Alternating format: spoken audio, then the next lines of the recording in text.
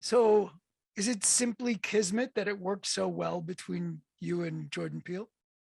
Well, no, Jordan Peele is in the smartest and funniest person in any room in which he enters. So he's got that going for him in spades. And he's also unafraid to, he wants to be surprised artistically. He wants to be challenged artistically. And he expects that from his collaborators. And the other thing is he's a student. He's a naturally curious person. And he will ask, especially back in Get Out, when he had less experience working with a composer. Part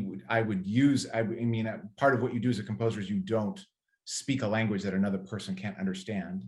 But I would say, this sound, and I would make a reference to what the effect was. And he would then remember that word so that he could communicate. He would say, it needs more tremolo or something. And so which he picked up from me saying, those are tremolo, and he would ask me, he's like, what is that? And I'd say, those are tremolo strings. And it's this thing where and I explain it. And he was genuinely interested because he wanted access to being able to have the music he wanted, Yeah. Part of it's natural curiosity, and part of it is just a desire to be able to communicate and not have problems. So, and this isn't to say that other directors aren't like that. They are and can be in their own ways. But you said if it was kismet, it was, I think with any relationship between a composer and director, there's going to be, the personalities have to jibe in a way that you can't really quantify. So there's that. And he sought you out because he'd heard something that you'd created, right? He heard an orchestra piece of mine on YouTube, a piece called Urban Legends. Yes. And I remember I think we knew each other when you were composing that. We actually did. And then it became that, which I thought was wonderful. Thank you. And so he heard that and so sought you out. It's interesting. Yeah, because yes, it's very interesting and unusual because, I got a call from I guess Jordan had the post-production supervisor, said, I want you to call this, I wasn't there. I want you to call this guy, find this guy, call him, tell him I want to send him a script, see if he's interested. So I got a call from a post-production supervisor, and the person left a message, because of course you don't answer your phone in Los Angeles. And I heard this message from someone alleging that he was a producer, and I live in LA, right? And so like everybody you see at the grocery store is a producer. So of course I thought I was being pumped by some jerk. And so I had a friend of mine who was a casting director, because he had IMDb, which is the database in which everybody in the industry is. Yes. And I said, listen, I got this crank call.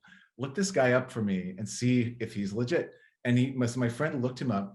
And sure enough, this post-production supervisor turned to have a list of about 50 films that he was the post-production supervisor on. So I thought, well, I'm probably being punked, but it's a very good punk. It's a really good one, yes. Because they bothered to get an IMDb profile, so I really got to applaud them.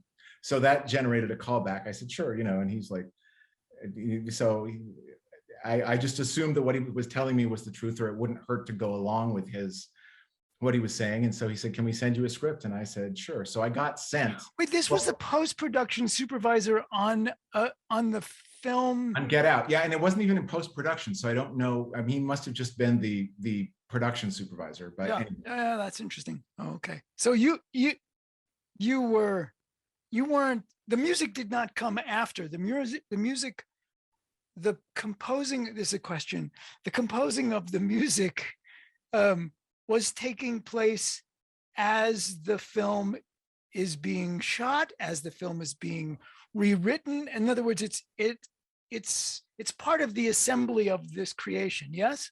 Well, it's a great question. That's a great question. So it's not a one-word answer. So those are the best questions. Mostly the music is done in post-production after the film has been shot. Really? And the reason is because music takes place in time. The canvas of time, music, if you think about it, is time. And until there is time, like you can say, the woman comes in and she sits the guy down and she breaks up with him and she walks out. Well, does that take 15 seconds? Or is that a 5-minute scene? Because the music for that is going to be utterly different depending on the answer. So until the film is put together, you can't really tell the emotional, remember I said music is narrative. You can't tell the dramatic contour of a scene. So anyway, a lot of music, most of it is done in post, but Jordan likes to design the auditory world of his film in pre-production, much like you would the visual of your film. I mean, you have to do the visuals in pre-production because you're going to shoot it somewhere, and then people got to have costumes. You know, it's all got to be done. Yeah. So he likes to design the auditory world in advance to the extent that he can. He likes to start thinking about it. So he was I got the call when they were in pre-production because he wanted to talk to composers at that time. And so we had this great conversation, and because he's Jordan Peele, and over lunch, and then I went home and I wrote a couple demos based on what we talked about, because I wanted to show him, because you can't talk about music like talk about a sunset. You just have to hear it ultimately. So I did a couple demos, and one of those was Sikiliza kwa Wahenga, which is the piece that ended up being the main title of Get Out, like the thing that you hear over the credits. And but that piece was written before the film had been shot. So, and then Jordan went and shot the film, and I didn't even talk to him for 4 or 5 months. And then when he came back and the film was edited together into a rough cut, then he sat me down and he showed me the rough cut. And the demo, Sikiliza kwa Wahenga, was the main title in the film. And I thought, well, okay, so this is why I haven't gotten fired yet, because because I thought for sure the producer, Jordan would come back from our lunch and say to the producer, and this was before he was the Jordan Peele that we know him to be. This was his first film. Yes. I was sure he would get back to the production office or whatever and say, hey, so I think I found our composer, and I met him on the internet, or I saw his music. Yeah. Right. And the producer would go, now, Jordan, we don't hire our little internet friends to make our movies. That's not how we do it. But the thing is that he, this is where Jordan is Jordan.